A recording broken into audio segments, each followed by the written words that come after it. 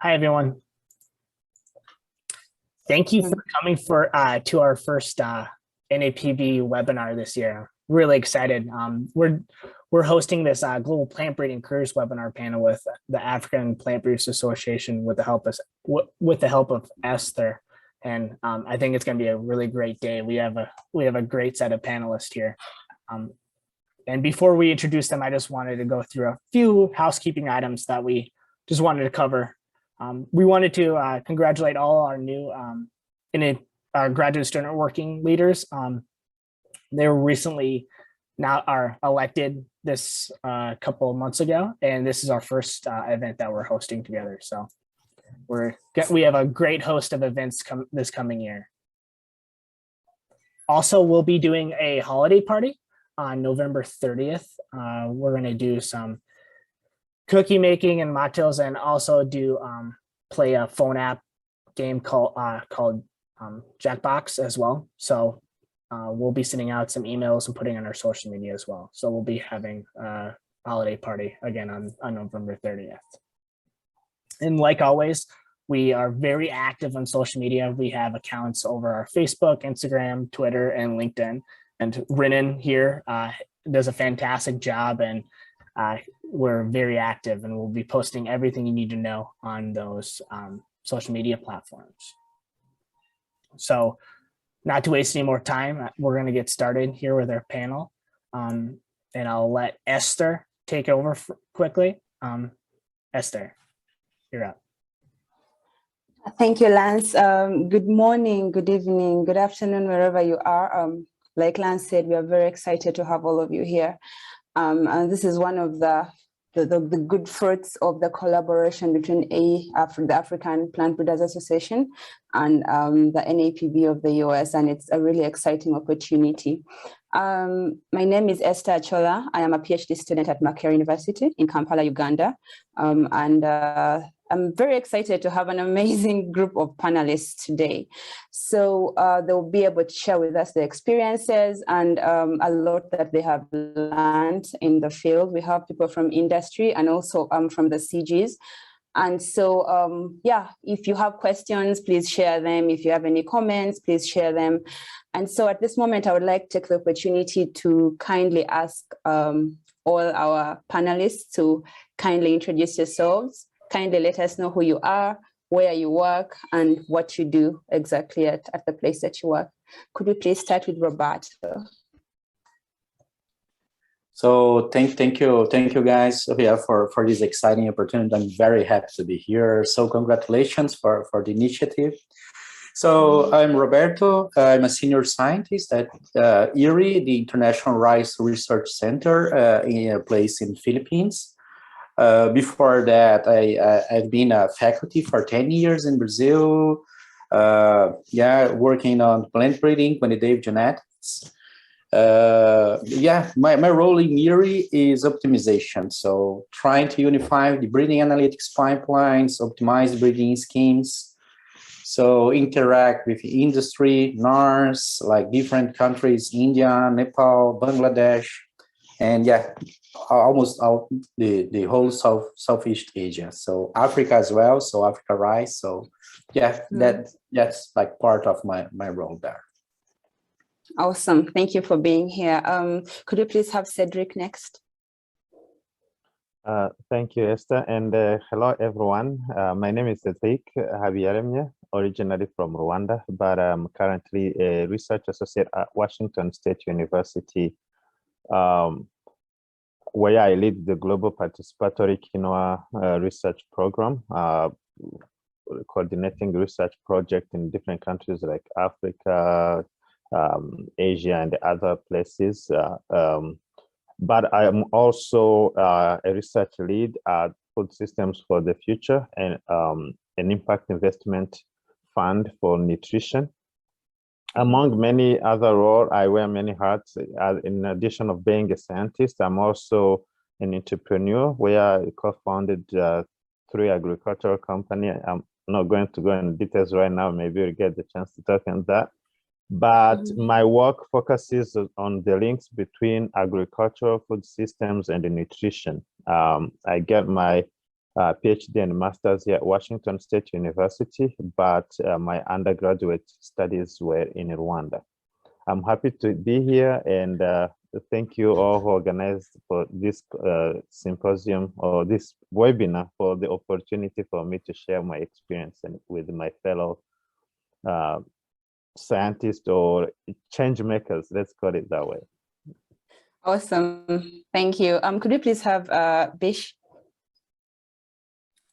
Yeah, sure. Thank you very much, Esther, and thanks for the invitation to join this panel. Again, really excited to be here and share experiences with the next generation of plant breeders that are coming through. So my name is Bish. I work for the CGIAR Excellence in Breeding platform based in Nairobi, Kenya. And my role is to support national breeding programs to modernize their breeding operations. So working across Africa and South Asia. So before joining the platform, I worked for Syngenta. So I was their maize breeding lead for Africa and the Middle East, based in Lusaka, Zambia. And prior to that, I worked for Simit for almost 10 years. So started off in Mexico, they got tired of me there, and then they sent me to Kenya. So I spent about 7 years in Kenya. So yeah, so that's my background. I see my video is not on. My heritage is South Asian. My family is from South Asia, but I was born and I grew up in Zambia. So that's a little bit about me. Thanks. Back to you, Esther. Awesome, thank you. Last but not least, Stella. Hello, everyone. Very good to meet you. I'm Stella Salvo. I am at Bear Crop Science. And what I do, my role is in breeding partnerships for smallholder farming. I've had several roles in company that has helped me kind of get to where I am in terms of the current role that I have here. Started off in the breeding organization back in 2007, actually. Started off at the site, just real, pretty traditional entry-level role out of school, research associate in line development breeding at that. Had several roles in plant breeding and biotech within the company, around genomics and data science, around product strategy for smallholder farming, around different discovery type of projects, both in genomics and phenomics. My role prior to this, I was leading a global data science team on deploying new models to the breeding organizations at Bayer, working across crops on that. So really looking forward to the panel, the questions from the group. Really excited to share around careers in international plant breeding. There's definitely a lot of opportunities here, as you can see with the panel that you have. So thanks very much for including me here, and really looking forward to the dialogue. Thanks. Awesome. Yeah, as we've all heard, this is just so much experience in one place. So we are very excited to have you again. And now over to Lance, please. Thank you, Esther. So everyone, if you would like, please post your questions in the Q&A, and we'll get it when we can get around to them, we'll ask them. But first, we wanted to kick off by just asking each panelist, and we're going to be doing a kind of a round robin where each person can take their turn if they want to add into the question. But we wanted to start off, and this is a plant breeding careers, right? For grad students looking on how to get into international agriculture or plant breeding in general. And we wanted each person to go around and maybe talk about how you got interested and how you got started on your path for working in international agriculture. We'll start with Stella. We'll go backwards. So.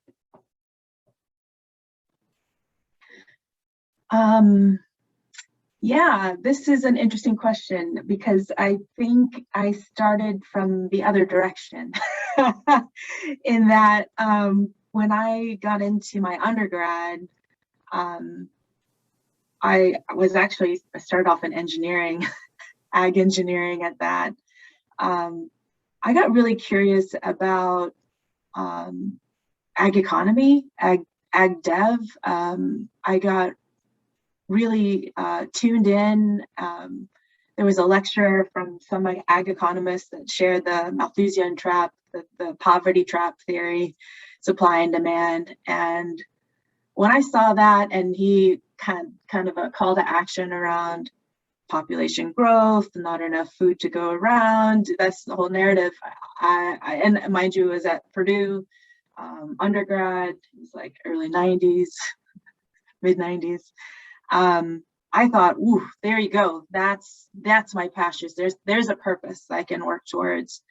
And so actually in my undergrad, I was gearing my undergrad to go into Peace Corps. I actually changed my major from engineering, changed my major to international agronomy at Purdue. It was kind of like this major that was dubbed Peace Corps prep. People that wanted to go to Peace Corps went into that major. So I went there for my undergrad, ended up finishing in international agronomy. My plan was to go into the Peace Corps. I got a minor in international studies. I did 2 study abroad experiences in French-speaking universities. So, you know, I had getting French under my belt, getting some international perspective under my belt. And it wasn't until I was looking for my master's program that I actually literally stumbled across a plant breeder on campus. He was giving a lecture on in situ conservation of biodiversity, and lo and behold, he was a plant breeder, was in the Peace Corps for like 7 years, and I thought, wow, this is somebody I could really train under and learn a lot about, you know, how agriculture meets the needs for international development. And so ended up doing my master's with that professor. I was Pat Byrne at Colorado State. So it was great to be trained by somebody that kind of, you know, lived and breathes it, if you will, for a while, and hearing about how this particular professor was training plant breeders. It was, you know, at the time when we were looking at GMOs, scratching our heads as to whether or not this was good or not. And he was one professor that took a really, you know, took a real calculated view at it, didn't necessarily pick a side. And I appreciated that because I didn't pick a side at that point either. So it was really good for me to be trained with somebody that was, you know, looking at all the different tools in the toolbox and asking the question case by case, you know, does this fit? Is this something we should do? So yeah, that's kind of how I fell into it. A longer story after that, but definitely want to give others an opportunity to share how they got into it. But yeah, that was my start. Just got curious, gravitated towards a specific passion for the space, and really kept trying to learn, and still trying to learn. So yep, looking forward to hear from the others. Thanks, Stella. Does anybody have anything they'd want to add to that or want to go next? Yeah, I can go next. So my case is a little bit different. So my case is, it's like that situation, and we start an international career a little bit late. So during my undergrad, master, and PhD course, I didn't have any opportunity to be abroad. I had a plan to be like an internship abroad during my PhD course, but I got a position as a faculty in the middle of my course, so I need to like finish as soon as possible, and then start my career like at a faculty in one university in Brazil. And after that, I've been abroad for the first time in Minnesota, 2012 with Dr. Bernardo, and then I start my career, international career, contest, and it became like addiction. So, oh, it's pretty good to be abroad and know people, talk, and learn different cultures, and also see the same problem, but from different perspectives. So then I've been abroad 2 more times as a visiting scientist in Cornell, 16, 17, and in Queensland, more recently, 2019. But as a faculty, I almost like forced my students to be abroad, and it helped them and also helped me my lab and also my relationship, my network. Almost 100% of my former students have been abroad and created this kind of connection. So it approximated my lab and my work with other professors around the world. So I would say it's never late to start an international career. So now I'm in the situation that I have lived on the other side of the world. So I never been there. The first time I've been there was to start working in Asia. So yeah, it's never late to start one international career. Thank you. Cedric, do you want to go next? Yeah, I can jump in. It's so nice to hear everyone's experience. And my experience, I think, was very, very, I would say, personal at the core, because it's a dream I had at the early childhood. In my childhood, I grew up in Rwanda, and then during that time when I was very, very young, and my country went through the tragedy of the genocide against Tutsis. And then we became refugees, so I experienced hunger and starvation. But in that time, there's a time I was like, okay, so hopeless. And but I vowed that if I survive, that I want to make sure that we won't go to bed hungry anymore. So I was 11 that time when I decided that I want to study agriculture. But the journey was not easy, but it was mostly to see, like, why do we go hungry when we have fields?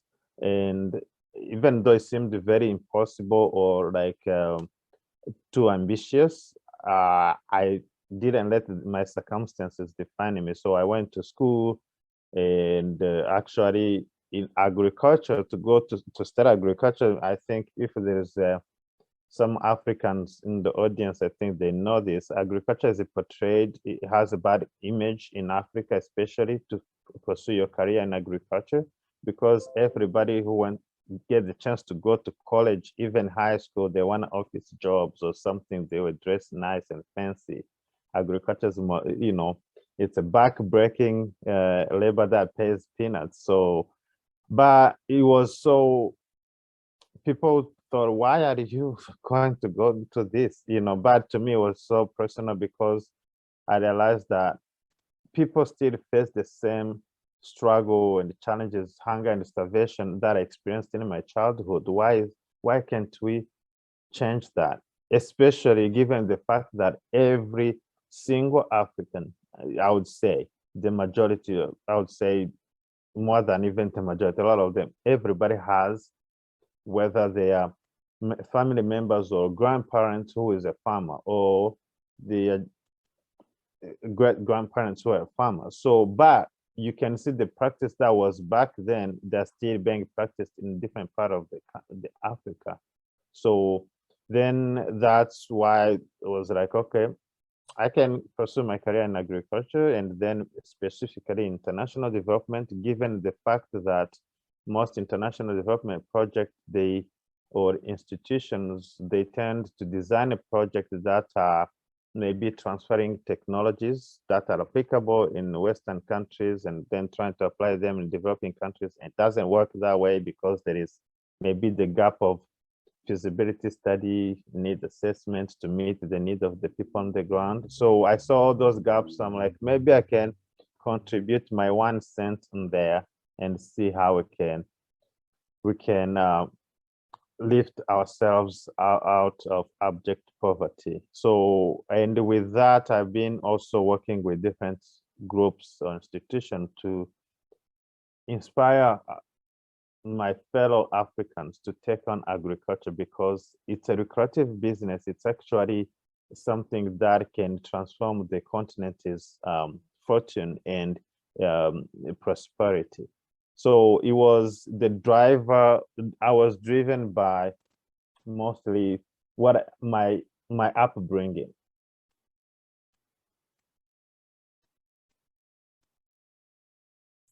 Thank you, Cedric. Dr. Das, do you want to go? Yeah, sure. Yeah, please just call me Bish. Yeah. So yeah, like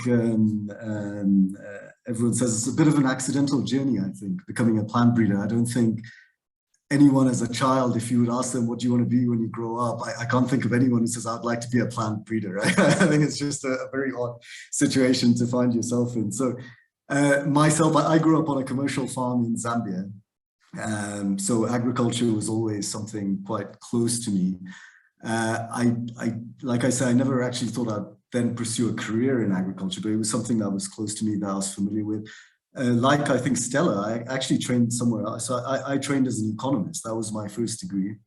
And like all my colleagues who were economists, I was studying in London at the time. You joined management consultancies, did that for a bit, quickly realized, no, this is not for me. I need to get back to something that I really do enjoy.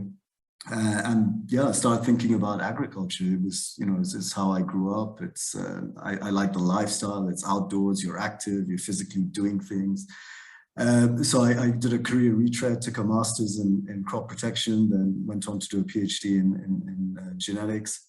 But then as I was doing that, I started thinking, so where is this going to lead to? And started Googling and looking at things online, heard about the CGIR.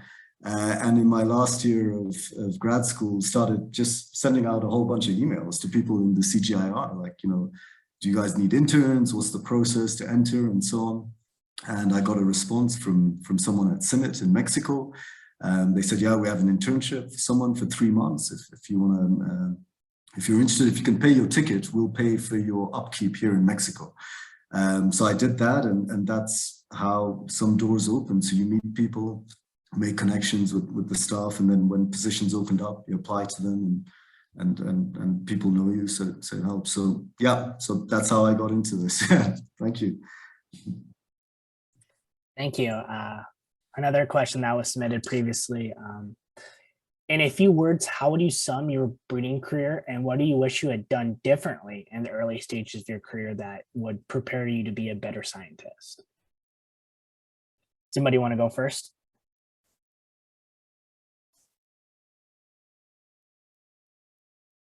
Roberto, you want to go? So yeah, my undergrad course was in agronomy. It's like a bit broad because yeah, so we had many options. So in the beginning, I think most of the students, we are like a little bit lost.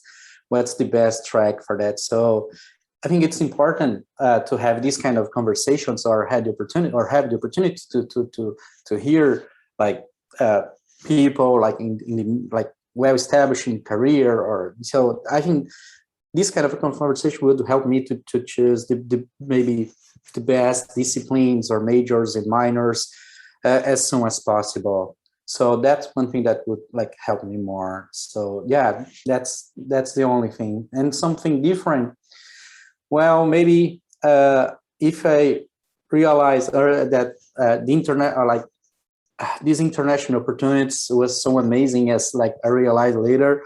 So I would maybe look at for some kind of the opportunity. So I stayed so long time in my country working for them. It was amazing. I know that was very relevant for that, but maybe I would try to look for some for this kind of international opportunities for workshops, training, and so yeah. That this kind of thing, I would do something different if I had the opportunity. Thank you. Dr. Das, do you want to add to that? Yeah, sure, man. Yeah. What would I do different? I think maybe I was thinking about that earlier today when I was looking at some of the questions, and I think I had a really good mentor when I first started. So I finished my PhD, and you're very much focused on one particular topic, a thesis. And then I joined CIMIT as a postdoc, and then you're in charge of an active plant breeding program. It's actually quite different to what you're doing as a graduate student, where you're really very much involved in one particular topic. So you're kind of almost starting from scratch. You're learning how to set up a program, be organized, make decisions, and all that kind of stuff. And I had an excellent mentor in Mexico, the person I was postdocing for. But 2.5 years into my role, an opportunity came up to move with Simit to Africa. And because it was home and everything, I took that position and I moved. In hindsight, I think I would have spent more time in Mexico to learn a bit more from my mentor. You know, plan bringing, it takes time to make progress, to see the fruit of your labor. And I think, yeah, it was a decision I would perhaps take differently, spend a bit more time with that mentor. You know, the first year you're in the job, you're just learning stuff. You're just learning all these different things, learning germplasm, learning how things operate, learning the software systems. So yeah, so anyway, advice I'd give, if you have a good mentor, yeah, stick with them for a while. Yeah. Thank you. Cedric, have anything to add? I think both Roberto and Biswanath, they tapped the most, but actually we have things in common. I can sum it in a summary. I would say that basically,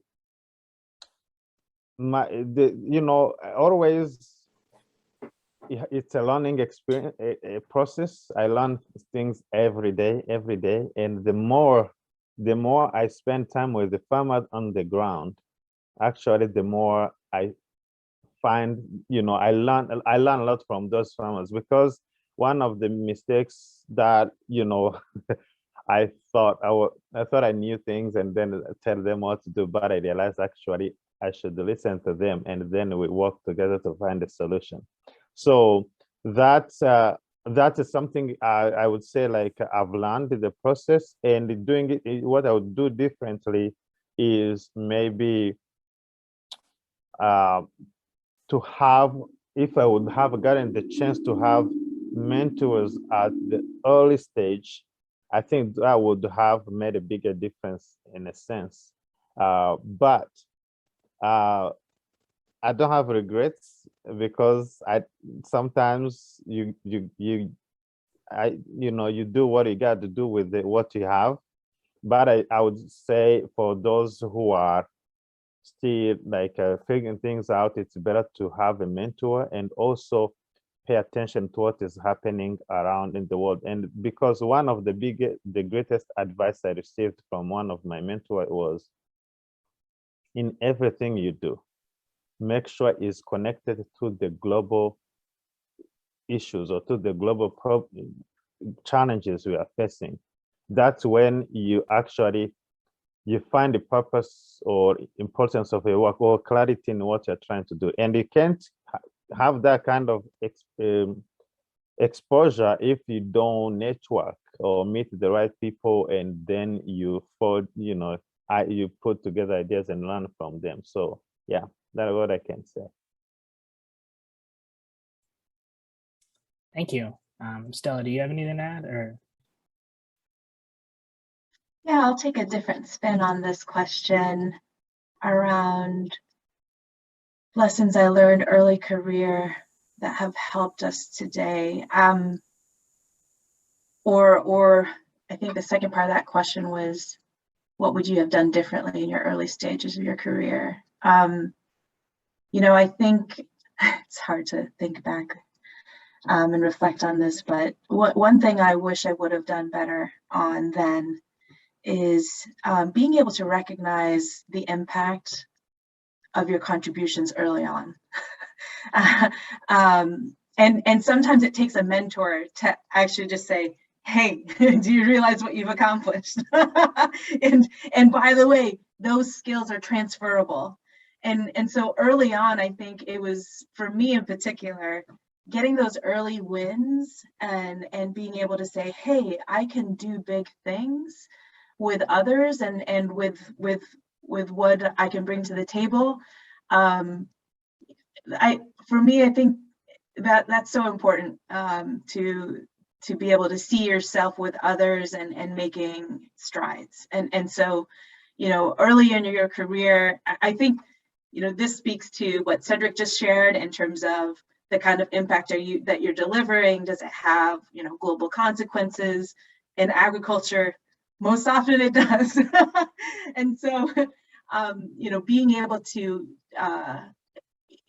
reflect on your own accomplishments, what you're doing today, and seeing how that ties into the big picture, I think is a really important skill, both from, just your own ability to keep going when things get tough, and then being able to look out and kind of seeing what else is happening outside of your own domain, and how does it relate to that. I think plant breeding is such a dynamic and complex space, right? We have to know a little bit of many things, in addition to being good at a couple of things here and there, right? And so it really offers us the ability to speak to so many different domains and support a lot of other domains in the kind of work that we're doing. So yeah, I think for me, I've always been kind of curious about that, and being able to make that connection today is extremely helpful, like what Cedric did share. But I think in early career, I do a lot of mentoring, and more often than not, I think that it's the personal power, the personal, the mentees need to know that they're doing good work and to keep going and keep pursuing your passions, and know that it's a long road, right? Today you might want to save the world today, but it'll take a lifetime and your whole career to get there, along with others. And so just you may be level setting on, what is your goal in the next 3 to 5 years? Like how, if those of you that are calling in, if you're in your PhD program, focus on that, finish that. You don't have to boil the ocean in this 4-year appointment that you have in your graduate career. There's more to do beyond your current project, and just being able to articulate that what you're learning today is transferable and can be used in other projects, other partnerships, other hats, if you will, because you continue to add to your domain as you take on new projects. And I think all of us sitting here are here to be able to share you all these stories, because we've had each probably a dozen different experiences that combined is our international career. So yeah, I think that that's what I'd reflect on that one, Lance. Thanks. Thank you. Kind of building off of something Cedric said, what is something you have to take into focus when you're focusing on international agriculture compared to maybe your country or more regional in regards to plant breeding? Cedric, I'll let you kind of take that one out.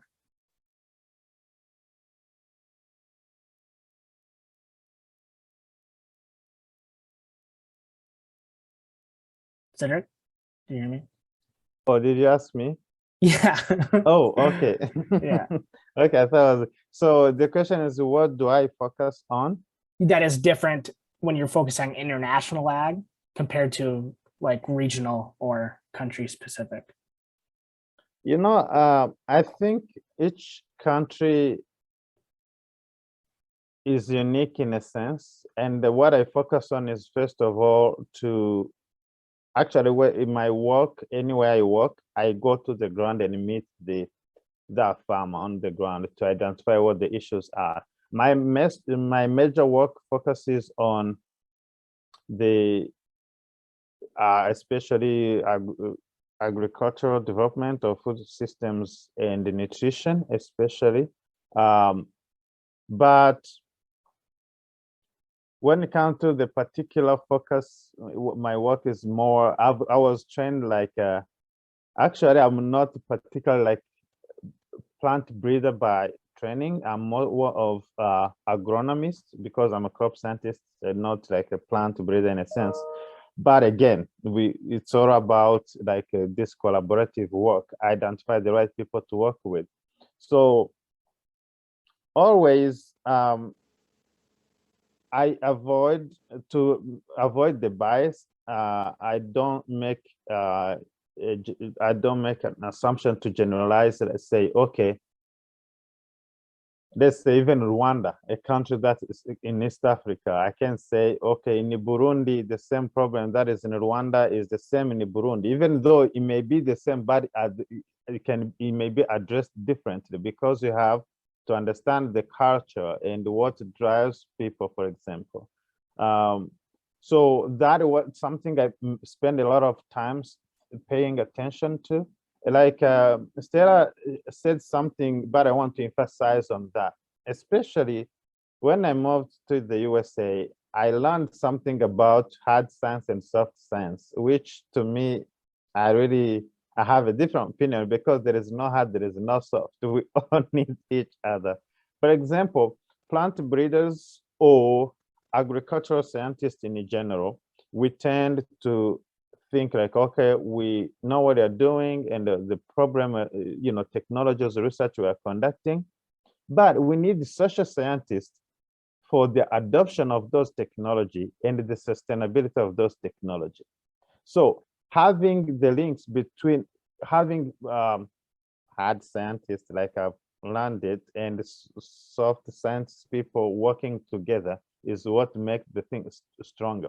In fact, in my career, in my school, in my class, when I was like pursuing my PhD, I had to go take some social classes, and that will help me to even know how to connect with the people on the ground.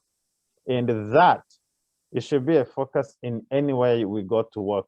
It helps removing that feeling of knowing like, okay, I know what people want, or this problem, because these countries are neighbors, they have the same problems. So I focus more on paying attention on what is happening on the ground and listening to people. And again, most importantly, work together to find solutions, not me saying, oh, this is what is better for you. No, listening to them, and they take on the ownership of that. A quick example is, some of you who are familiar with international development, a lot of money was spent in agriculture development, especially in Africa, a lot of billions of money. But do we see the impact is the impact that visible of that money that was spent in? Sometimes we come up with, people come up with a project, say, this is what better for this community or this country. And when you take it there, people, the beneficiaries won't say no, they will take it. The project will run for 3-5 years. And after that, you close the project and people will be like, we didn't need that from the beginning anyway. So the project shut down, and it creates actually a silo effect of dependency. But when you spend money or spend time, go, okay, I want to know what these people want, how they live their lives, and what the biggest challenge they have. And then I work with them, we design the problem, the solution to the problem they're facing.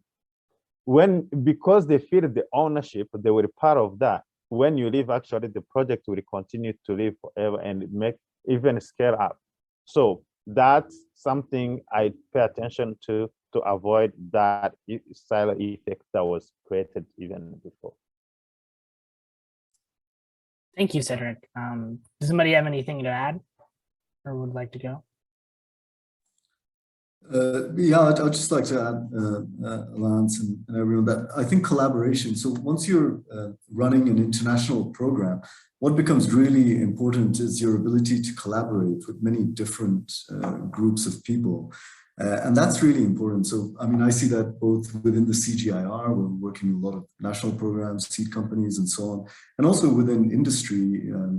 When I was at a company, we'd have offices in different countries, but you'd have to collaborate with people in those offices, understand how people are working. So I think the importance on soft skills, like, I don't know what a better word would be, maybe diplomatic skills or soft skills, having a certain level of emotional intelligence to be able to work with diverse groups becomes really, really important when you're running international networks. And the other thing, from a personal perspective, I think, yeah, you've got to also be aware of the family pressures.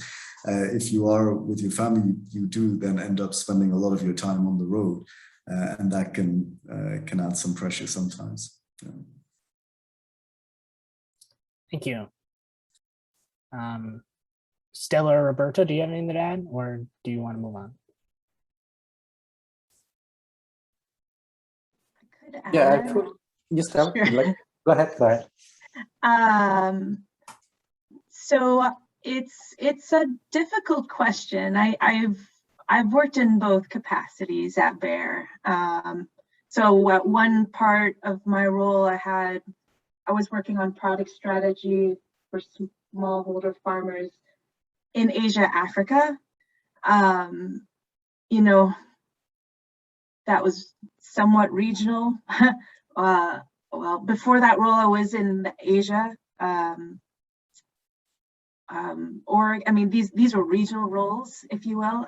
Today, I'm more in a global role. And so I think it's a difficult question to answer because it really just depends on what you've been hired to do.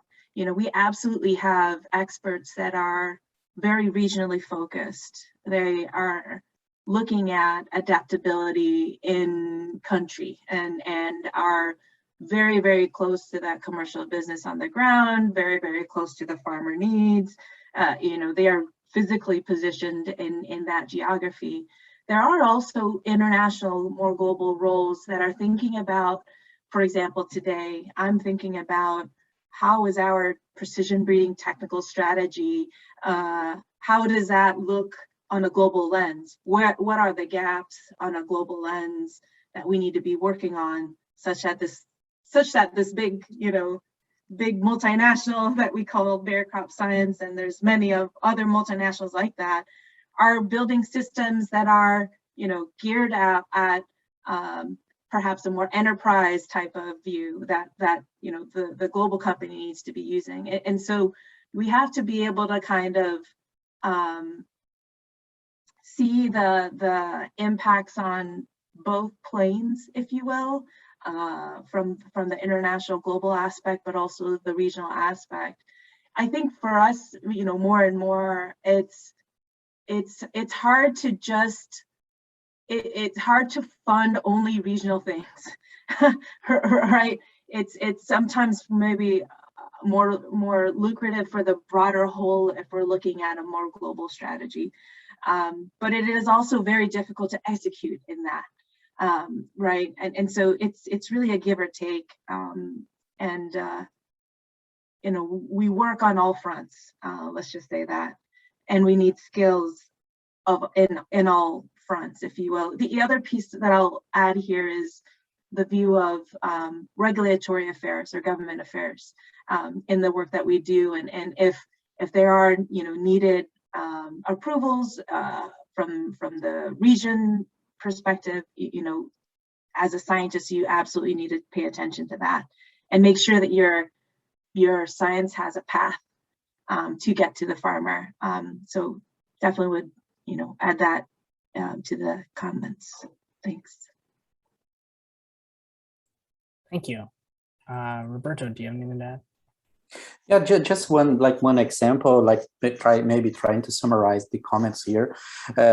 Maybe 2 months ago, we had the advancement meetings in Erie, and in just 1 week, we had four meetings in a row to present our results, the criteria for selection, and so on.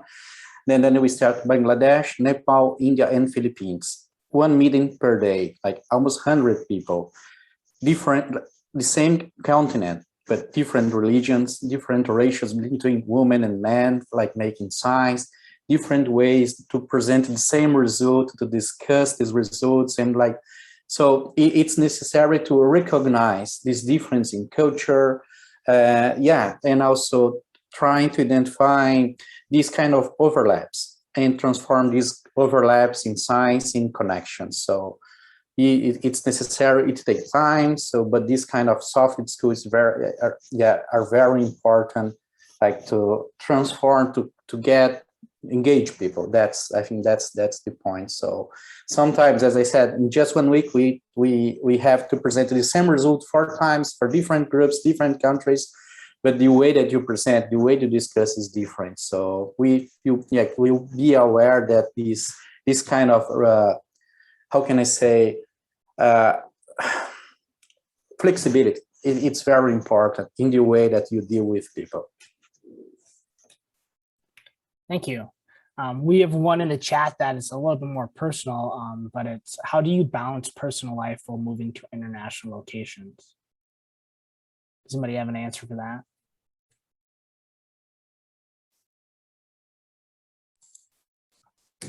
I'll take a stab at it. Yeah, it's not easy. It was easier. So when I started at CIVIT, I was not married. It was easy. I could travel around. I remember there was one period of time I was on 5 continents on 5 subsequent weeks. I think that was around the time when I decided this was too much and I'm going to do something else, and I joined industry. But you know, at that stage of your life, it's okay. Once you have children, as I do now, it becomes a lot more challenging. And you've got to really work at it, and you've got to prioritize the important things in life. Having said that, I met my wife on international duty, so there are some good things that come out of this. But you got to, you know, you got to keep your priorities straight. Yeah. Thank you. I'll answer that one directly. I'm a single mom and had a lot of international roles with a lot of travel. So it was a real question for me, you know, what was I able to do in terms of, you know, being there for my son and being there for work. You know, in a company like Bear, you essentially, we set our own schedule. You know, there was not an international trip that my boss said you have to go. It was always something like, okay, how do I make this work? Is the amount of time that I'm there really going to be productive in order for me to actually warrant being there? And in that, I just made sure that, you know, I didn't have too many back-to-back at a time, say. So like what Bish said, it's you try to stagger those and make them as meaningful as possible. In that, there were few occasions where I brought my son to the trip because it was the Philippines and I had family there, so that was a good one to take him to. But I usually don't, because again, it's usually when we travel, it's very focused, it's very busy. It's actually for me would have been more of a headache, say, or a hassle. Sorry if my son watches this later in life. It would have been, you know, harder to kind of do both at the same time on an international trip like that. Yeah, I think for me, it's check in with yourself, make sure you can physically do it, and just give yourself that, you know, physical boundary to be able to check in and say, hey, it's you know, you don't have to stretch too far. There are teams on the ground, and there are teams all over that can support and help. And so I guess I'm answering maybe a little bit on this culture difference. I know for sure for me at Bear, at a private company, we work in teams, and so, you know, often if somebody needs to be there, there is somebody else to ask if that primary wasn't available. And so we always are able to at least position ourselves so somebody else can step in if you need to. And so that's a really nice nature of working in a heavy team orientated environment. Thank you. Does anybody have anything else to add? Yeah, I'd like to add just like some points here. So yeah, flexibility, I think it's the point here, as for culture, as for other things. So when you have international career, mainly in international centers, so we have to interact from CIET, CIMIT, Bill Melinda Gates Foundation, and some universities like Cornell or Roslin and so on. So my time zone, like my office hours, it starts sometimes 6 a.m. and goes to sometimes 10 p.m. It doesn't mean that I work from 6 a.m. until 10 p.m., but I need to have like certain flexibility and try to adjust my my life, like my things to do, my family, and also my working hours. So international career is not like 9 to 5, like office hours. So yeah, and also it changes over the year depending on like it's time for planting, for harvest, to advanced meetings, and so on.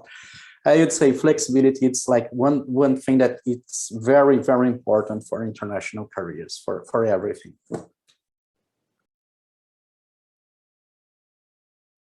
What I can add, me personally, maybe my experience will be different from the rest of others, because the international work I do is a project or a program that I developed myself or in collaboration with my mentors and the research team. So there is a lot of flexibility in there. And but I think the most important thing that help balancing that, so to not burn out, is to establish a strong collaboration on the ground. And because it doesn't mean like you even one trip, or if you go and spend even a month, you won't be able to get all the work done. So, but having a strong team on the ground and then you can follow with them, whether virtually, and have some visits, whether short visits, but again, most importantly, communicate to your life partner about, so know that you are all, you got that support. I think it's very important.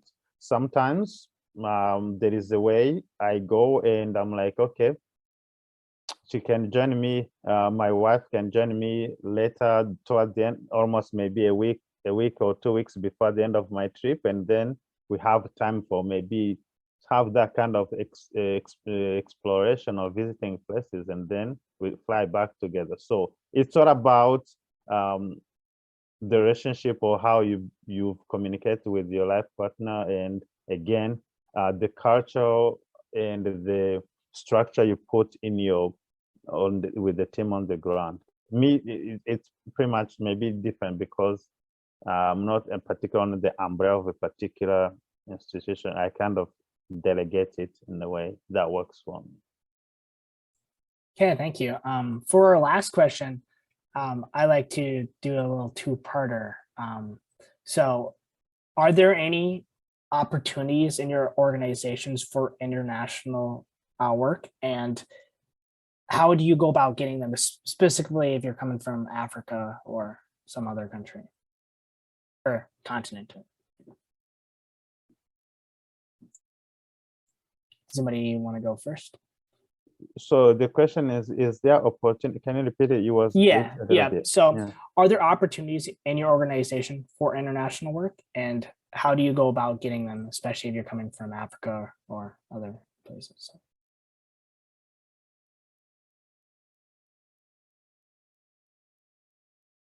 I still don't get it very well. So that means like if somebody wants to work from Africa to work in a different international program that is based outside of Africa, for example, or the other way around. I think one of the things I would say, what actually has opened doors of opportunity for me to step in international development when I was a student is to be involved in, when you go to conferences and you network, you find the right opportunities, and also fellowships, something like that. They also give you exposure. I'm speaking as somebody who from Africa, who know in the USA, some fellowship are particular for US citizens that who want to work abroad, but there are some other fellowship that want to bring in African talents to train them, and then they go back to work. I'm talking African here. I don't know about Asia, but so then they can go back to work there. So it's more, and those are the good thing to start exploring when you are still in school, because that's where but most of the time you end up finishing with maybe a job lined up for you through those network and connections. And what is other important things is to attend conferences, because those conferences you meet, networking is the key. You meet the right people, And something I do anytime I go to a conference, I look through like a program attendees or mostly speakers, and then I read their bios and see, okay, because networking, you meet the person because you know how, if you want them to be maybe a potential mentor or job opportunity, you need to understand what they do. So I read the bios and do some research background, kind of background research on speakers, so I can connect with the right people. But again, in that time, you also meet some people through different venue at the conference. So I think that's one of the channels. Thank you. Does anybody have anything to add?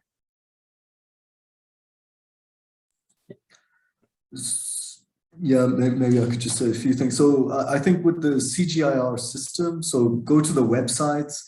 Sometimes there are opportunities. They are not enough. There should be much more for students. Hopefully that will change in the future, but go to the websites. If you're working on a specific crop and a particular topic that you're interested in, and someone is doing something similar in the CG, just reach out to the breeders directly. You'll find everyone's email address online on the website. Breeders, they don't mind. I mean, sometimes they don't advertise positions, but they see, oh, okay, this is a first-year PhD student. We could potentially collaborate together, run experiments together, publish together. So just be proactive. Sometimes you just got to make it happen. I mean, like I was saying at the start, for me, that's how I just started sending emails and try to get my foot in the door. So yeah, sometimes just be proactive. Breeders don't mind, scientists don't mind. They like it when people approach them. Yeah.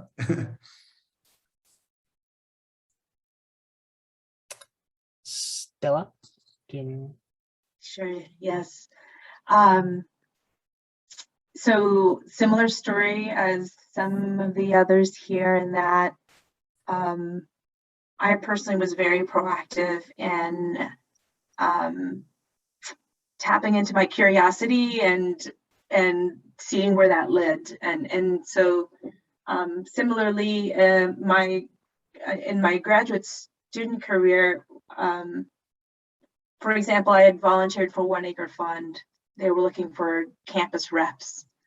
I mean, One Acre Fund is a great NGO with an awesome international dev model, if you will. They provide farmers access to inputs, access to training, access to a market, access to credit and finance. I mean, a real like 4-tiered model on how to get communities out of poverty through ag dev. They were an excellent organization to be affiliated with, to learn what they were doing and to speak on their behalf on campus. So I used that opportunity to understand who on campus was doing that work, invited them in, have them give seminars to students on campus. You know, when we kind of tapped out of the topics that that One Acre Fund wanted us to talk about, we started our own colloquium, our own student org on campus. You know, a handful of students just said, you know what, this is what we want to talk about. We're not getting this content in class, but we know that we want to learn from the expertise on campus. So let's just see if there are departments that will sponsor us to do this. And of course there were. The other thing that I did personally was I looked at USAID Feed the Future volunteer opportunities.